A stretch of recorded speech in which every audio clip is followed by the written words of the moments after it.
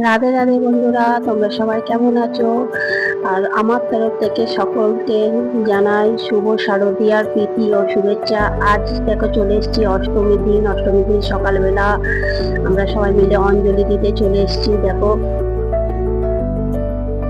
জানো তো বন্ধুরা, এখানে না তামিলনাড়ুতে চারখানা দুর্গাপুজো হয়। এবছর অন্যান্য বছর তিনটে হয়, এবছরে একটা হয়েছে।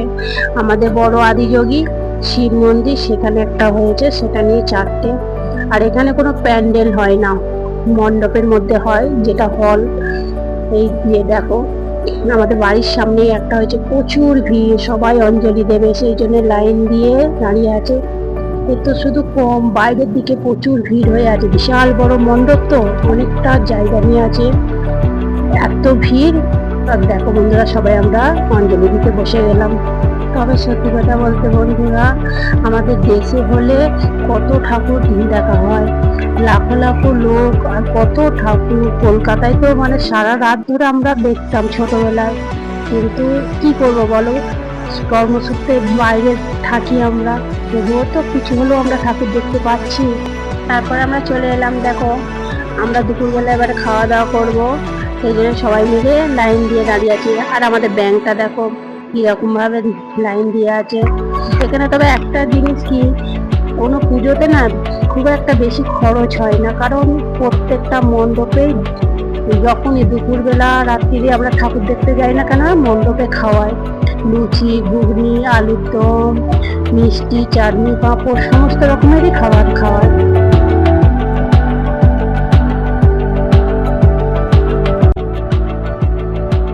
এই যে আমরা যেখানে যাচ্ছি, আমাদের বাড়ি থেকে প্রায় পৌনে 1 ঘন্টা দূরত্বে আছে। সেটা গাড়ি পথে, অনেকটা দূরে দূরে ঠাকুর, কাছাকাছি নয়। আর চলো বিদেশে কিরকম দুর্গাপূজা হয় তোমরা দেখতে থাকো।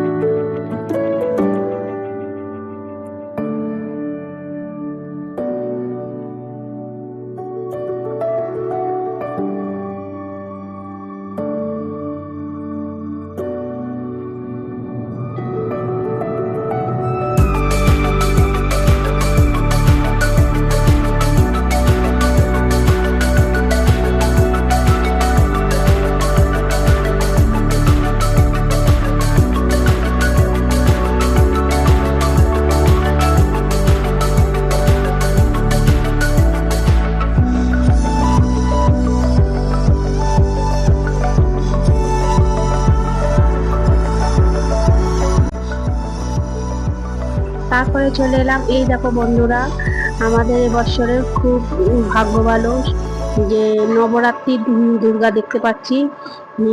এটা হচ্ছে মারোয়ারিদের পুজো। দেখো বন্ধুরা, তোমরাও দেখে নাও কিরকম মারোয়ারিরা নবরাত্রি দুর্গা পূজা করে।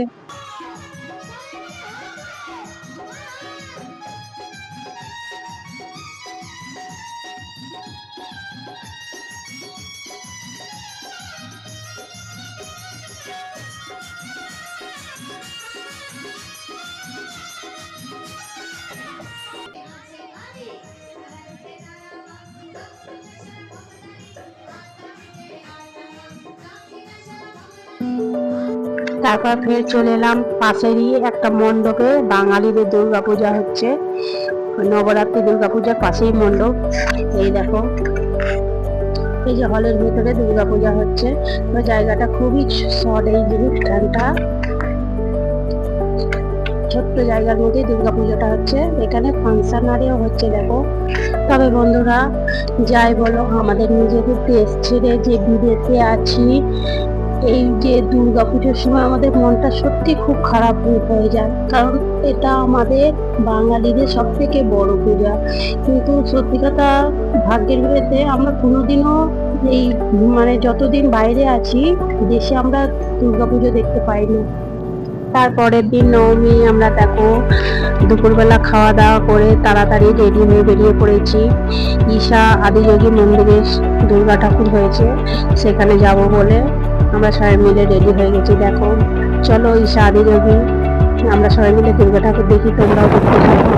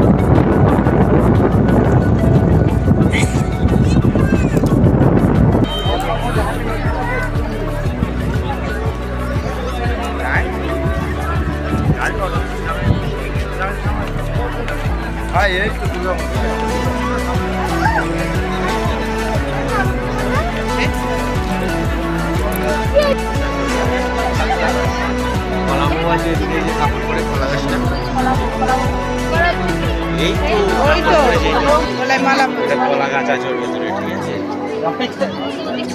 ওইটাই প্রথম অংশ হয়।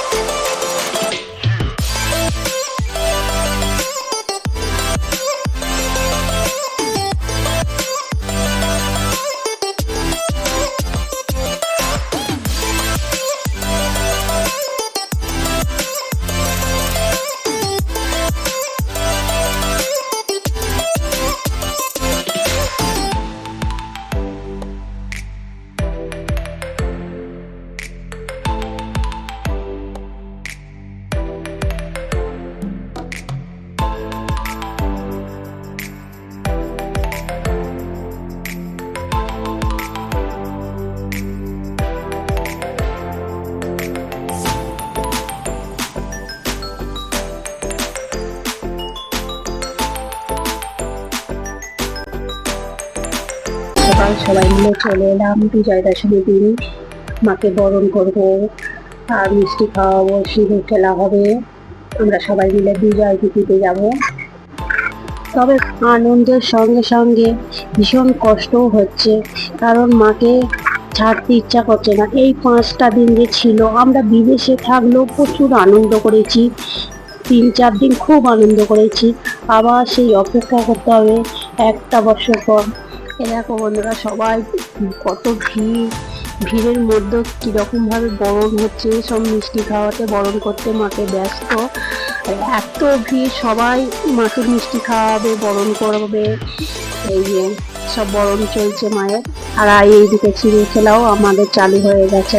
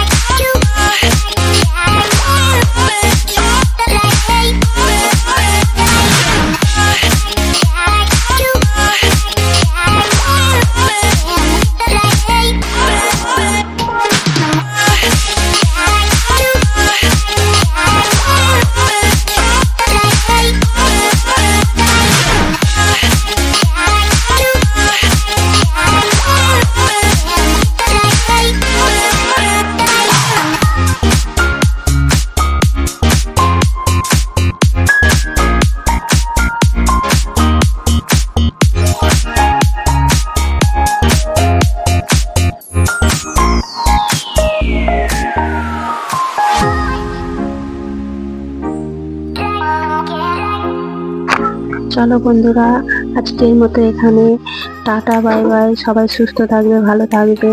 সবাইকে জানাই আমার তরফ থেকে শুভ বিজয়া। আর বড়দের প্রণাম, ছোটদের ভালোবাসা রইল আমার তরফ থেকে। চলো আজকে